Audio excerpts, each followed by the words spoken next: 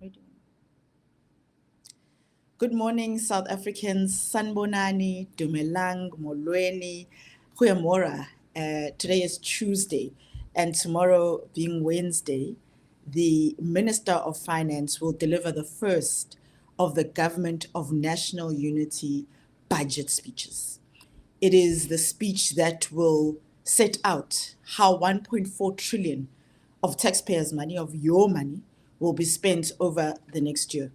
This budget speech comes at a time when South Africans are facing difficult economic realities. Many South Africans are in crisis, debt crisis. Many South Africans find themselves unemployed across age groups in the country. And we have many South Africans who are finding the cost of living being crippling for them and finding it difficult to be able to survive in our economy. So it is a critical budget speech, not only because it's the first of the GNU, but also because it is one way South Africans are under immense, one way we would hope that we don't have just hot air, one way and boldness and change that we need in our country. Now, currently, South Africans are using 65% of their net income to service debt. That's the reality that we face. 76% of South Africans regularly run out of income, they run out of their money before the end of the month, and more than half run out halfway through the month. That is the reality that we face today. Pietermaritzburg's Economic Justice and Dignity Group's Household Affordability Index for January 2025 reports the basic food basket now costs 5,433 rands and 70 cents. This is while a third of petrol costs is made up of government levies and fund repayment. It's pushing up rental costs, and economic growth is stagnant. So the picture is not great. Government keeps spending on debt, one loan paying off another. And the reality about this debt is that our children will inherit it. They will foot the bill for today's mismanagement. And so what we have wanted to see from this government, we've wanted to see a cutting of waste. And instead, what we've seen is government spending billions on bailouts of institutions that are actually not working. They've been spending on debt repayments, and we've continued to see an oversized cabinet, one of the biggest in the world. And so SONA, which we had last week, is words, it's commitments. And some of it is hopeful, brings hope. But the reality is that the budget is hard numbers and figures. And it's at this point when we get to the budget speech where we see what is actually realistic, what can be delivered upon. And it's here that some of what we would have heard in the State of the Nation address will die, because the reality is that the budget speaks to what can and can't be done by the government. So the choices that we make and what we're hoping we will see is that the choices that are made at this point, the choices that government makes at this point reflects the reality of South Africans, is that it is urgent and has a sense of urgency about the challenges that South Africans face. As Build One South Africa, we have points that we have tabled that we think are critical and important, having engaged with South Africans through social media, having engaged with South Africans through various engagements. We were with SMMEs just last week. We have been on the ground meeting with various groups and finding out from them what's important for them, but also having had a thorough assessment of what our economy looks like, what our fiscal policy looks like, and what our fiscal situation looks like. The first is that we must fund economic growth, and we must fund economic growth to reach at least 5% a year. Now, we heard the president target 3%, and that simply isn't enough. What 3% is about survival. It's about merely surviving. And we are not at a point as South Africa where we can afford to merely survive. We can't keep the status quo, not while there are so many who are unemployed, while we have over close to 70% of young people unemployed by the expanded definition, 40% by the expanded definition broadly of unemployment in this country. We can't afford to then keep the status quo. And so we have to make sure that we are targeting a growth rate of 5%. And this is possible. We've seen other countries do it. We've seen it done in Rwanda. We've seen it done in the Vietnam. And that took bold policy reform. It took investment in infrastructure. It took business-friendly environments. And so last year, job creation was really an afterthought. Only 22.2 billion was allocated towards job creation, and that's less than 1% of the budget. So that is unacceptable. We expect to see more that is allocated towards job creation. As Build One South Africa, we have always called for investment into a jobs and justice fund, a declaration of all townships as special economic zones, in order to make sure that we have investment into townships, that we're creating jobs, and we're actually not merely throwing money and pushing money into the same mainstream economy, but that we're expanding the economy. We also are calling for an increase in infrastructure-led growth. That means that currently, as it stands, our infrastructure investment stands at 14% only. It means that we have to move towards the target of 30%. We are not even halfway there. But without strategic investment into roads, without strategic investment into transport, without strategic investment into energy and into water systems, which we have seen come under pressure, we are choking the economy. We cannot build or even expand an economy when we are not investing in infrastructure. Furthermore, investment in infrastructure actually creates jobs, and it actually catalyzes the employment and growth of job creation in the country. Thirdly, we have got to address the tax burden. We cannot, in this budget speech, put more pressure on households, put more pressure on consumers, put more pressure on businesses that are already quite choked by the tax burden in this country. There must be no increases of VAT, because this disproportionately affects the poor. And we must realize that raising taxes actually affects struggling citizens and businesses in a stagnant economy. The real solution is economic expansion. Let's broaden the tax base. Let's make sure that we expand the economy, and let's make sure that by doing that, we ultimately then do create jobs and increase jobs in this country. Fourth, we need to cut the national debt. Debt is spiraling at 5.21 trillion. That's 74% of GDP. The debt to GDP ratio has skyrocketed, and this is a ticking time bomb. If we ignore this, we condemn the future generations to economic servitude, really. And so what we're expecting to see in this budget is a government that understands how to live within its means, but also how to expand and increase its means. That's what we're expecting to see in this budget.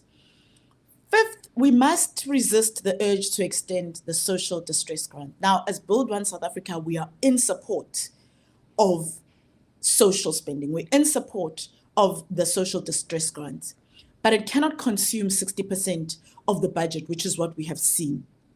Short-term release is necessary, but we've got to be sustainable in our thinking.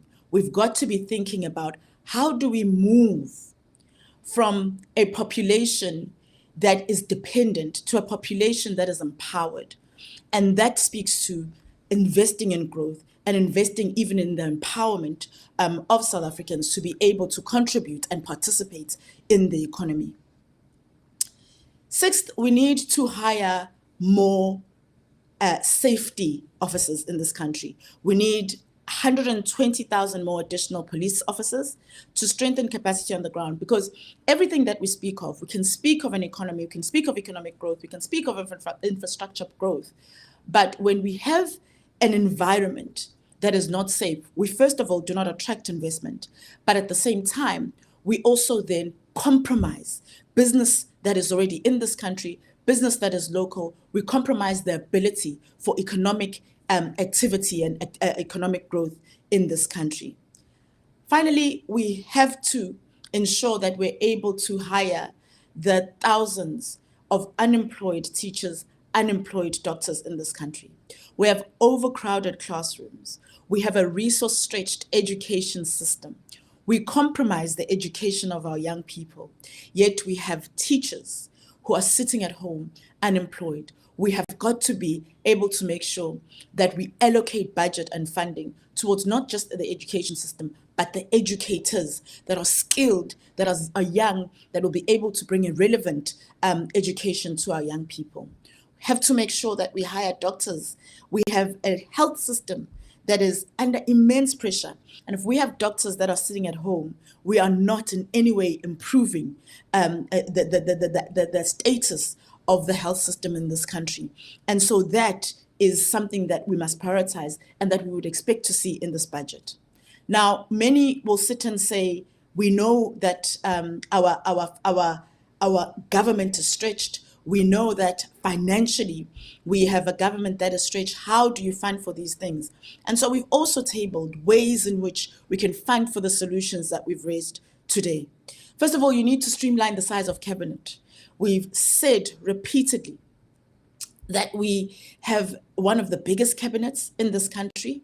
We have, in the past week, even seen further spending, and we've engaged on this further spending that takes place, that is perks, that speaks to etiquette, spousal training programs. Those are the kinds of things that we need to be cutting. Those are the kinds of perks.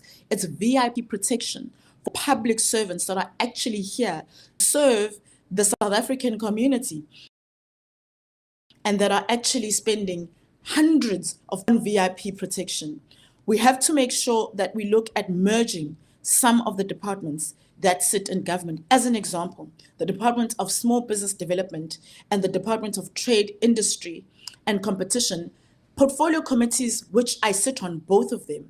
There's a consistent overarching of that happens between those departments, and we have to make sure that we're integrating. There's a duplication of roles that happens within those departments, and we need to make sure that we are consolidating those departments. Those inefficiencies throughout cabinet could save us 2.4 billion rands.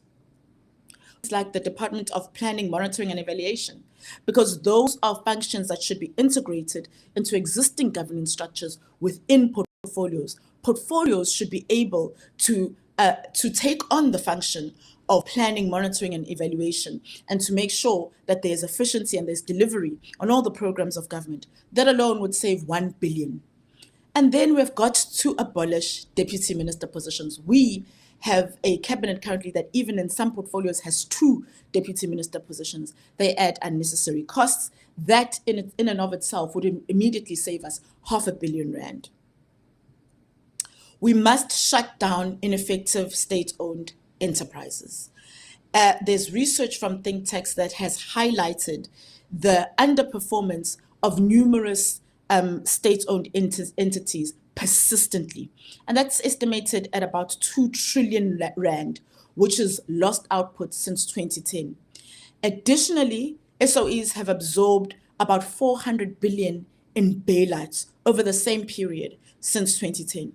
And so there must be a review of state-owned entities. We must look at how do we ensure that those that are necessary to the functioning of our economy and of our country enter into private-public partnerships. And so we can then create sustainable jobs, because even the jobs that sit within those SOEs currently are not sustainable. They are not safe when those SOEs are failing. We need to make sure that we remove ineffective corporate tax subsidies. An example is the employment tax incentive, which has not delivered on its intended purpose. And its intended purpose was to make sure that there are employment benefits. Instead, what we've seen is exploitation by business and no delivery in terms of job creation.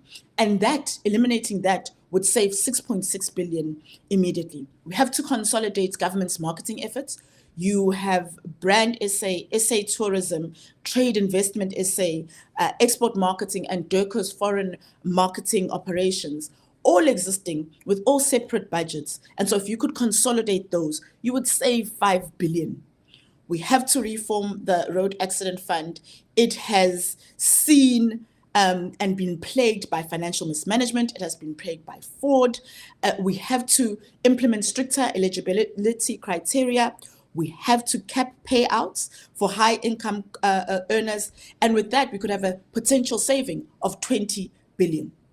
All in all, these are but some of the ways that we could be more efficient in our budget allocation and budget management as a country.